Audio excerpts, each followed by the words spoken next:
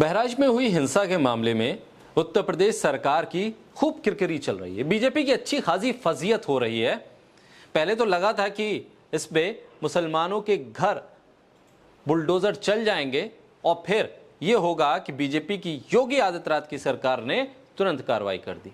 Bulldozer पर supreme court की टिप्पणी ने बीजेपी की उत्तर प्रदेश सरकार को फटकार लगा दी। कह दिया आपकी मर्जी है, जो चाहे कीजिए, उसके बाद जो हम करेंगे उसके जिम्मेदार आप होंगे।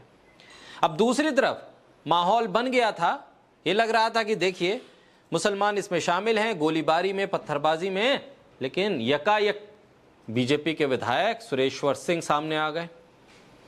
कहा कि भाई गंगा जमनी तहजीब जो महसी की है, बहराइच की है, वो बनी रहनी चाहिए। जो उपद्रव करने वाले हैं, जो दंगा करने वाले हैं, उनके खिलाफ कार्रवाई होनी चाहिए।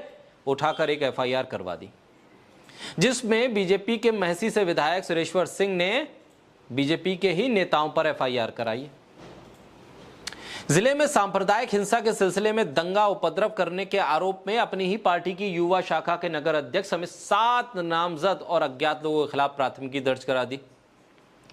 सुरेश्वर सिंह की तहरीर पर पुलिस ने बहराइच नगर के भाजपा के युवा मोर्चा के अध्यक्ष अर्पित श्रीवास्तव, अनुज सिंह रिकवार, शुभम मिश्रा, कुमशेंद्र चौधरी, मनीष चंद शुक्ला, पुंडरिक पांडे और सुधांशु सिंह राणा के अलावा कई अज्ञात लोगों के खिलाफ मामला दर्ज किया। 18 अक्टूबर के मामले को लेकर इसमें एफआईआर की धाराएं इस पर जोड़ी गई।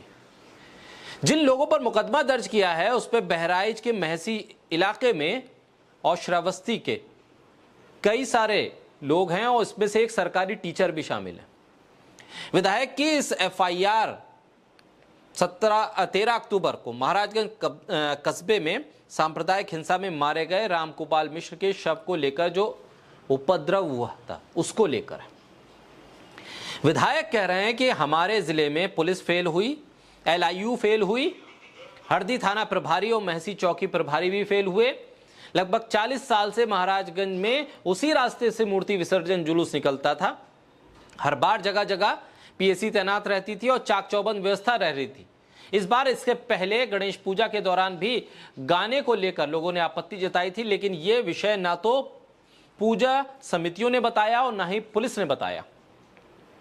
और एक स्टिंग ऑपरेशन जिस तरह से सामने आया, जिसपे बताया जा रहा है कि व्यवस्था तो ऐसी कर दी गई थी कि दंगे की आग में पूरा महाराजगंज जल जाता। विधायक का कहना है कि जब कुछ लोगों ने प्रतिमा विसर्जन यात्रा में मारे गए रामगोपाल मिश्रा के शव को लेकर पोस्टमार्टम हाउस जब उसे लेकर जा रहे थे, तब उस पर शामिल लोगों पर पथराव किया, काफिले पर हमला किया। सुरेश्वर मिश्रा ये भी कह रहे हैं कि वो पोस्टमार्टम हाउस पहुंचे थे, वहां पर मृतक के परिजनों के अलावा जो आसपास लोग थे वो कह रहे थे कि नहीं भाई, जिन्होंने हत्या की उनकी हत्या हम करेंगे। बहराइच से बीजेपी के विधायक सुरेश्वर सिंह बता रहे हैं कि अगर गाड़ी का शीशा उनका बंद नहीं होता तो उनके बेटे की कनपट्टी पर गोली लग जाती।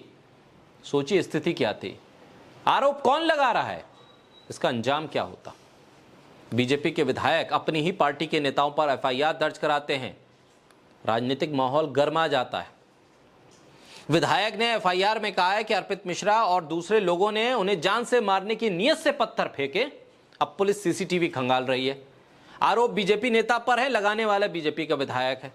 अब पुलिस करे तो करे क्या। सीसीटीवी फुटेज खंगाले जा रहे हैं और पता लगाया जा रहा है कि दरअसल असली में हुआ क्या था, मामला क्या है। बहरहाल इन तमाम चीजों के इर्द गिर्द बीजेपी की फजीयत हो रही है।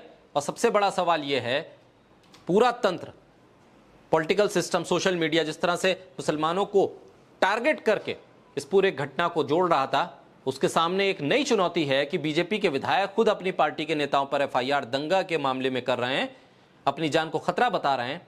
अब इस पर कौन क्या कहेगा, यह देखना बड़ा दिलचस्प होगा।